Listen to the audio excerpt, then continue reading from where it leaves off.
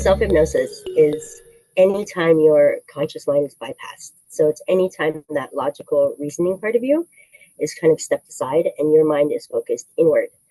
And because you're working with your subconscious mind, it works with the mental part of you, right? So anything that you think, anything that you feel, so all your emotions. And it's the part that connects you to spirit, so that spiritual part of you, and it works with your body. So you can use self-hypnosis for anything that has to do with your thinking, your feeling, your body, or anything in your physical world, and your spirituality. So the question would really be, what is it that you want to do?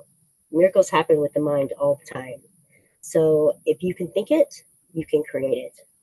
And self-hypnosis is a very easy, quick, simple way for you to get in touch with those very powerful parts of yourself.